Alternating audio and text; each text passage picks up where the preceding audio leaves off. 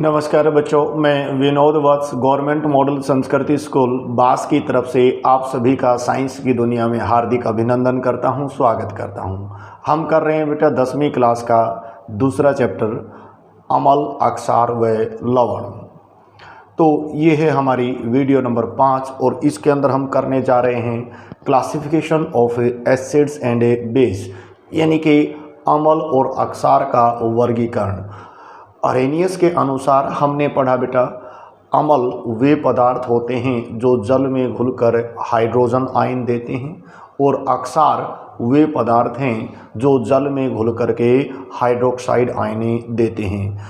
हमारा यहाँ पे एक वर्गीकरण का जो कैटेगरी है वो ये है कि भाई कौन से स्ट्रोंग हैं, कौन से वीक हैं। स्ट्रोंग और वीक का मतलब यहाँ पे ये रहेगा कि कौन जल में घुलने पर ज़्यादा H+ आयन देता है या कम H+ आयन देता है।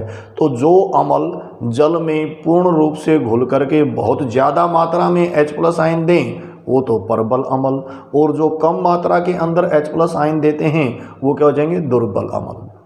इसी प्रकार से वे बेस जो जल में पूर्ण रूप से घुल करके बहुत ज़्यादा संख्या में OH आयन, हाइड्रोक्साइड आयन दें वो तो क्या हो जाएंगे, प्रबल अक्षार, और जो कम क्वांटिटी के अंदर क्या दें, OH आयन देते हैं वो क्या हो जाएंगे, दुर्बल।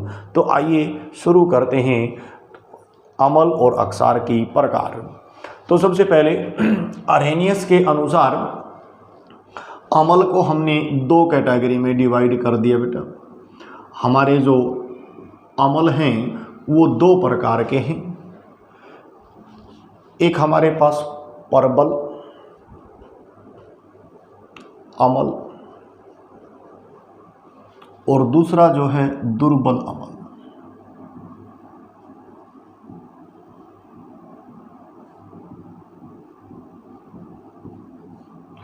ये हमारे पास एसिड की टाइप कर रहे हैं बेटा हम।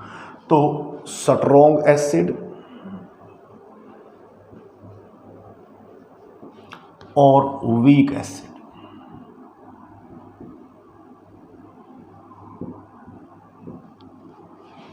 तो स्ट्रोंग एसिड और वीक एसिड्स हमारे जो वर्गीकरण का जो आधार है वो अरेनियस की डेफिनेशन है, यानी कि अम्ल वे पदार्थ जो जल में घुलने पर H+ आयन, हाइड्रोजन आयन दें, यानी कि the substance which dissolve in water and give rise to H+ ion, उनको हम क्या बोलते हैं बेटा, एसिड्स।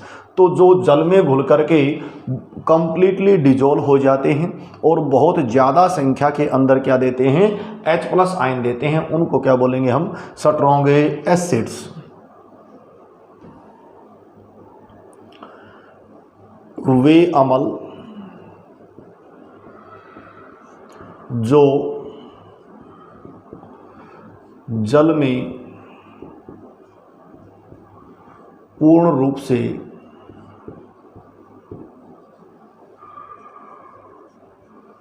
घुलकर बहुत अधिक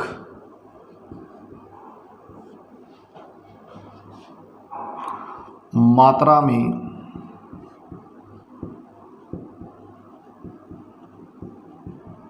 हाइड्रोजन आयन देते हैं, उन्हें प्रबल अम्ल कहते हैं।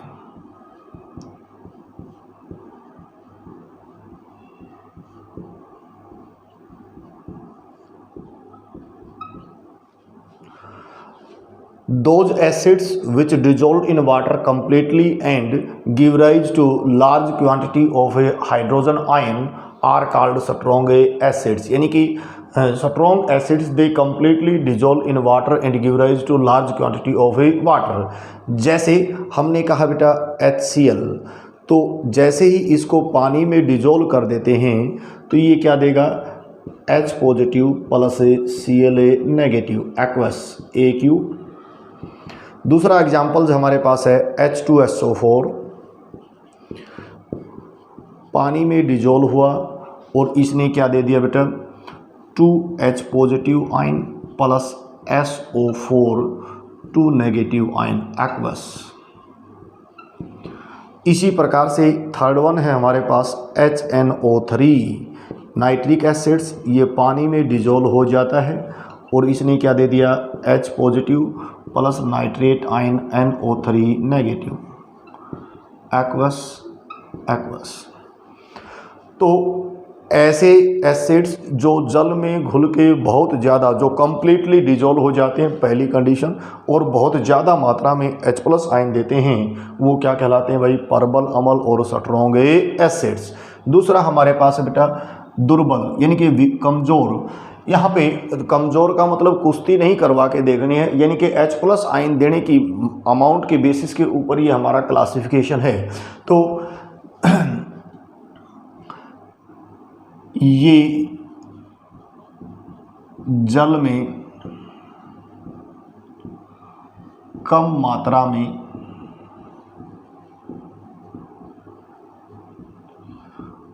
घुलते हैं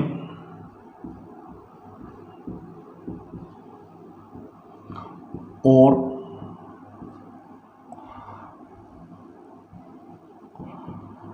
hydrogen ion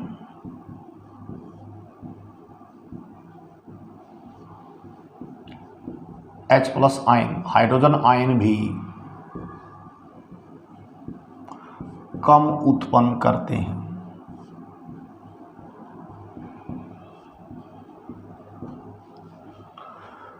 Those acids which dissolve in water partially, थोड़ी बहुत मात्रा में घुल जाएं और पानी के अंदर बहुत कम अमाउंट के अंदर हाइड्रोजन आयन दें, उनको क्या बोलते हैं वीक एसिड्स। इनके जो एग्जाम्पल्स हैं वो हमारे पास एसिटिक एसिड, ये सिरका बोलते हैं बेटा, चाउमीन वगैरह बनाते वक्त इसको डालते हैं। तो एसिटिक एसिड क्या नाम है इसका, एसिटिक एसिड। जब ये पानी में डिजोल्व होता है तो यहाँ पे याद रखने वाली बात क्या है कि डबल हेडेड एरो इक्विलिब्रियम बन जाता है इनके बीच में, इसलिए ये कम मात्रा में घुलते हैं। CH3COO नेगेटिव और ये क्या बन गया Ha पॉजिटिव, तो एक्वस, और ये क्या है एक्वस। इसी प्रकार से हमारे पास जो है ये क्या बेटा एसिटिक एसिड्स जिसको हम वीक एसिड्स बोलते हैं। इसके अलावा कार्बोनिक एसिड्स, ये हमारे पास H2CO3, इसको क्या बोलेंगे कार्बोनिक एसिड। ये हमारी जितनी भी कोल्ड ड्रिंक्स होती है ना उसमें होता है, मरिंडा, ड्यू, पेप्सी, कोक जो भी है। तो कार्बोनिक एसिड्स पानी में जैसे ही डिजोल्व करते हैं तो ये जो है किस में टूट गया H positive plus CO3 negative aqueous. इसी प्रकार से हमारे पास फॉस्फोरिक एसिड H3PO4,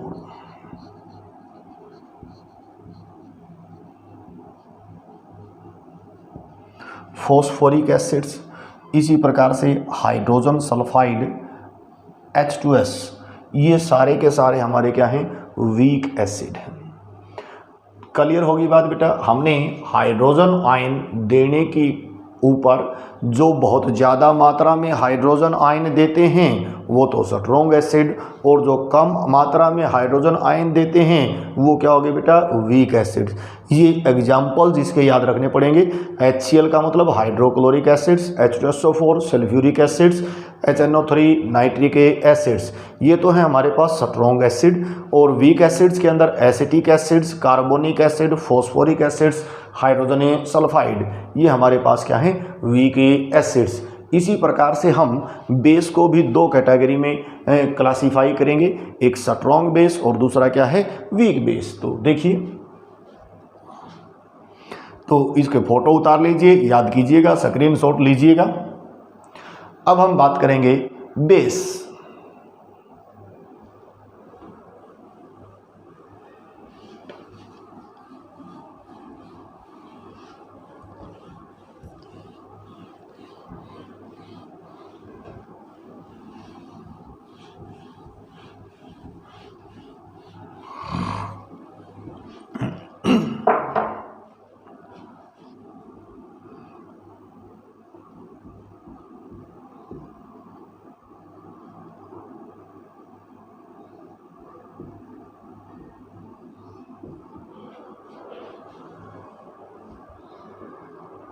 हमारे पास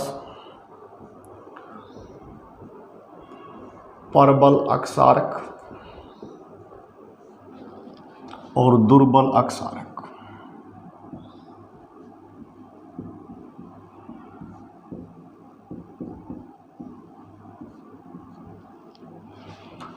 स्ट्रॉन्ग बेस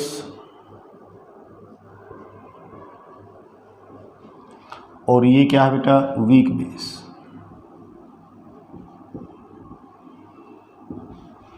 हमारे पास प्रबल अक्षारक वे अक्षार जो जल में पूर्ण रूप से घुल जाते हैं और बहुत ज़्यादा मात्रा में क्या देते हैं, OH आयन। ये जल में पूर्ण रूप से घुलकर बहुत ज़्यादा मात्रा में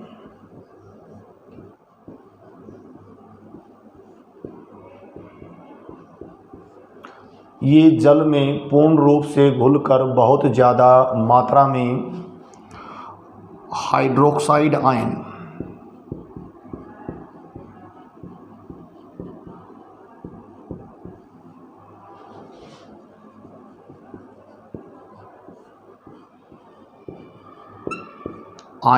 देते हैं।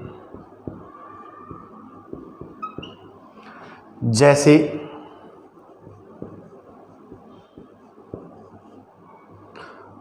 NaOH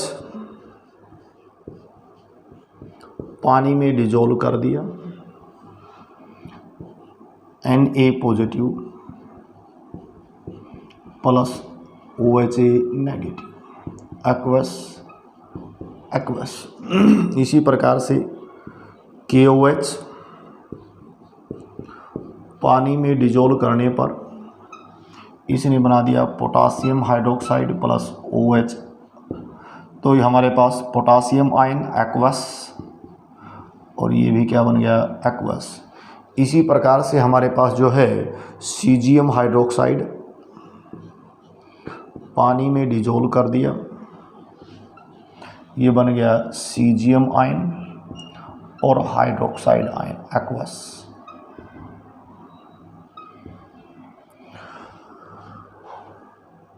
Those substances which completely dissolve in water and produce large amount of a OH ion are called strong base.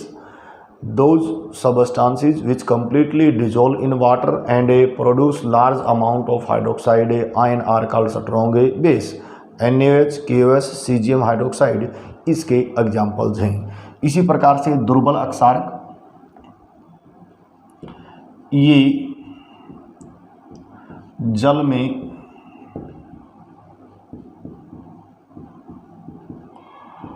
आंशिक रूप से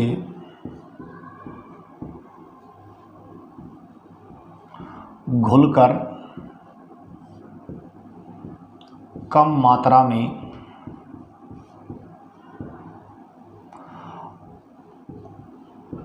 OH आयन देते हैं। जैसे मिल्क ऑफ मैग्नीशिया यानी कि मैग्नीशियम हाइड्रोक्साइड MgOH ट्वाइस, जैसे ही इसको पानी में डालते हैं बेटा, यहाँ पे इक्विलिब्रियम बन जाता है और ये बनाता है मैग्नीशियम प्लस हाइड्रोक्साइड आयन।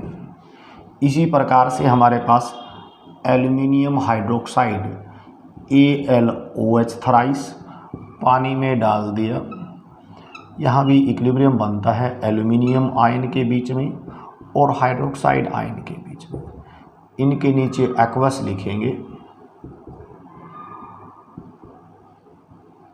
तो ये हमारे पास क्या होगी बेटा, दुर्बल अक्षारक जो कम मात्रा में घुलते हैं और हमारे पास क्या है।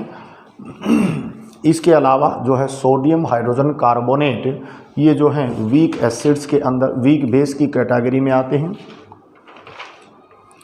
Ammonium hydroxide NH4OH, ammonium hydroxide